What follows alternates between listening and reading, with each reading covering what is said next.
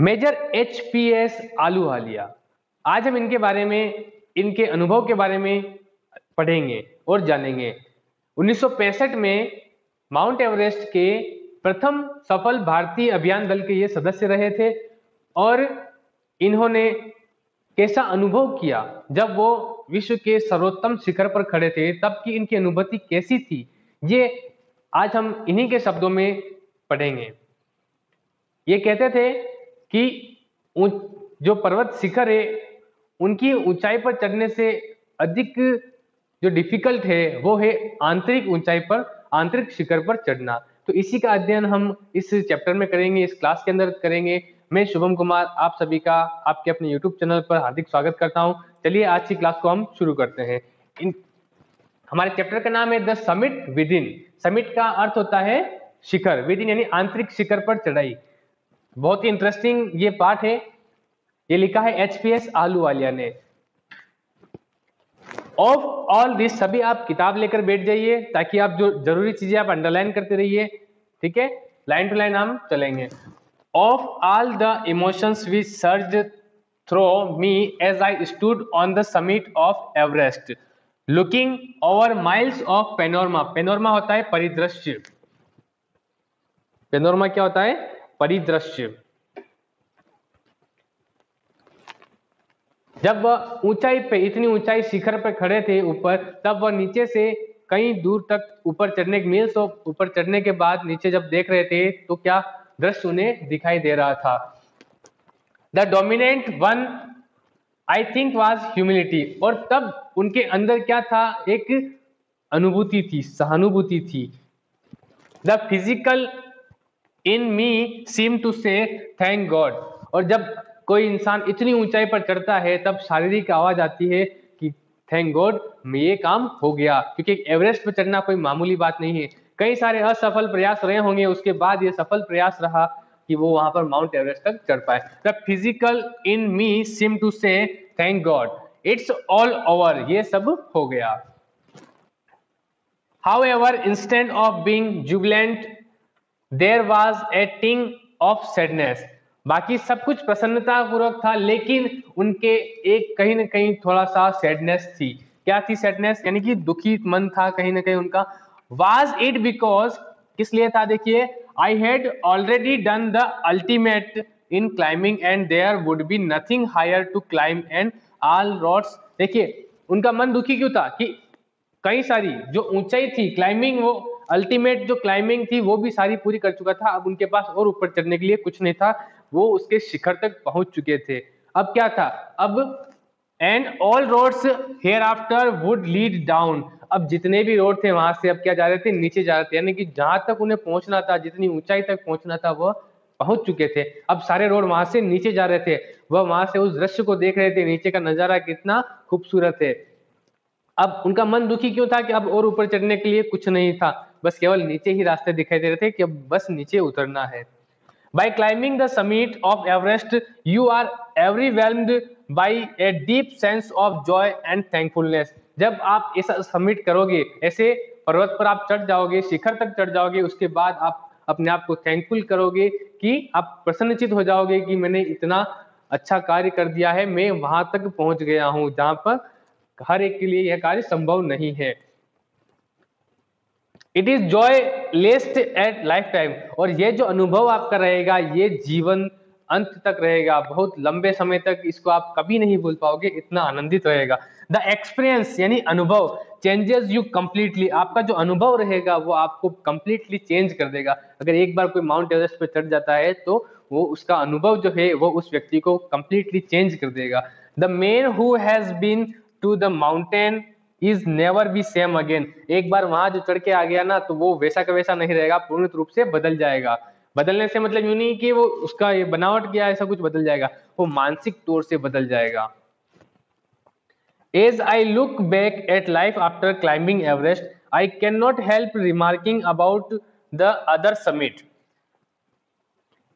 जब वो क्लाइंबिंग वहां पे माउंट एवरेस्ट पर जब चढ़ के वापिस आ रहे थे तब वो देख रहे थे अपनी लाइफ को अलग। तब वो एक चीज कहने से बिल्कुल भी ये नहीं हो रहे थे, the summit of mind.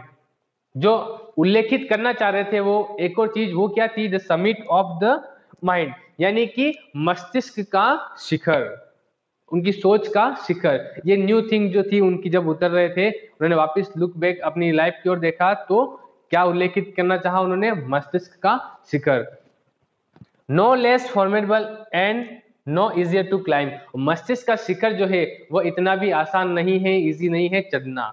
Getting down from the summit once the physical exhaustion has gone, यानी जब वह वहां चढ़ चुके थे उसके बाद शारीरिक थकान जो थी वो उतर चुकी थी। आई बिगेन आस्किंग माई सेल्फ, और उसने शुरू किया खुद से, the question Y I had climb Everest, वह एवरेस्ट पर क्यों चढ़ा। जब शारीरिक थकान वहां चढ़ चुके थे, शारीरिक थकान भी मिट चुकी थी, उसके बाद उसने मानसिक द्वंद्व शुरू हो गया कि मैं एवरेस्ट पर क्यों चढ़ा था।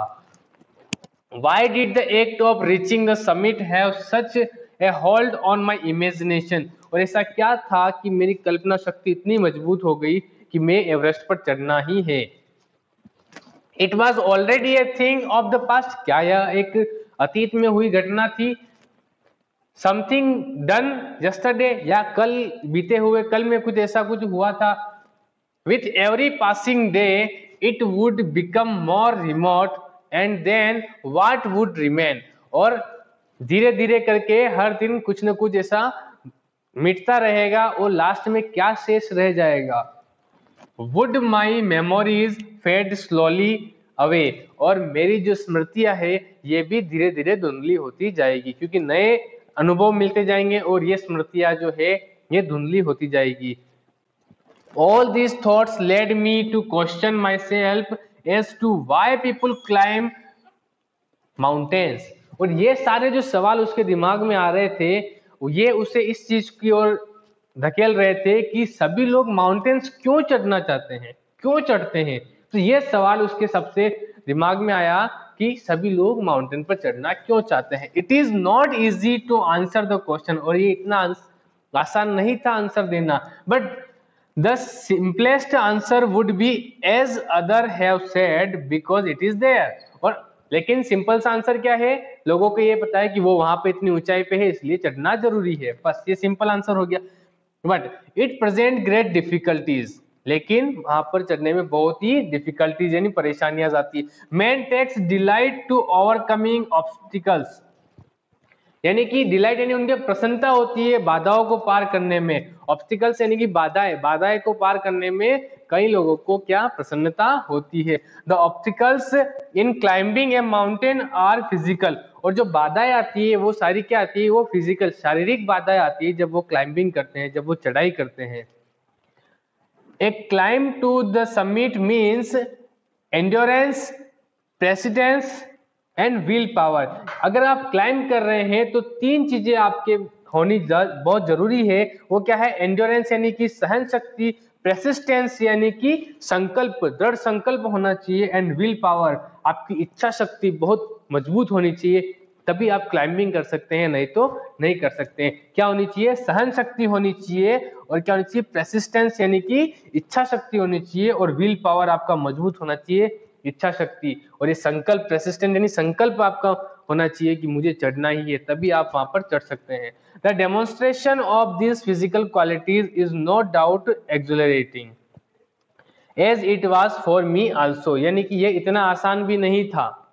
ठीक है, I have a more personal answer to the questions, और मेरे पास और पर्सनल आंसर भी है इस क्वेश्चन का। किस क्वेश्चन का, कि सभी माउंटेन्स पर क्यों चढ़ना चाहते हैं। देखिए क्या है उसके, फ्रॉम माई चाइल्डहुड, चाइल्डहुड होता है बचपन, I have been attract by mountain, और वो किससे प्रभावित हो, अट्रैक्ट यानी प्रभावित होना माउंटेन से। जब वो बचपन में थे अहलुवालिया, तब क्या वो माउंटेन से अट्रैक्टिव हुए थे। I had been miserable lost when away from mountain in the plains, plains यानी मैदान, माउंटेन से मैदान की ओर गए तब वह बहुत ही दुखी हुए थे। Mountains are nature at its best, और प्रकृति का एक अच्छा बहुत ही बेस्ट उदाहरण क्या है, माउंटेन्स है। There beauty and majesty pause a great challenge, और उसकी ब्यूटी जो सुंदरता है वो एक चैलेंज है, सभी के लिए वहां तक पहुंचना, उस ब्यूटी को पाना, उसको देखना, उसको करीब से देख पाना, ये एक सबके लिए बहुत ही चैलेंज वाली बात है।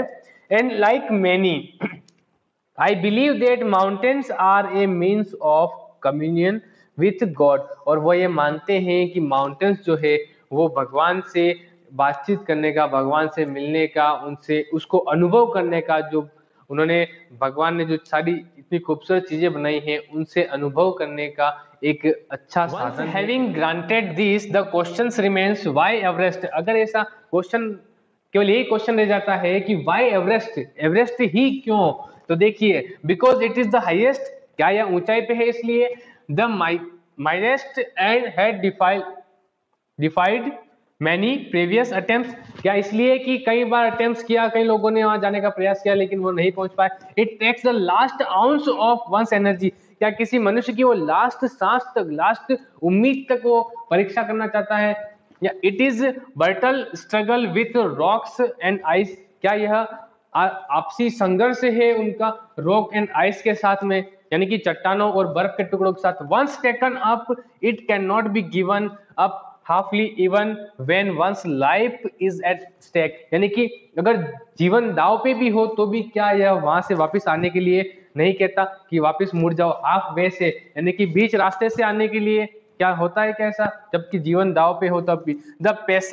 The passage back as difficult as passage onward, यानी जितना कठिन ऊपर चढ़ने में हुआ है उतना ही कठिन उतरने में भी होगा, यानी चढ़ाई उसने आधी कर ली है और हाफ वे से वो आना चाहता है, तो जितना कठिन आधा चढ़ाई में हुआ है उतनी ही डिफिकल्टीज उसको उतरने में भी आएगी, ठीक है।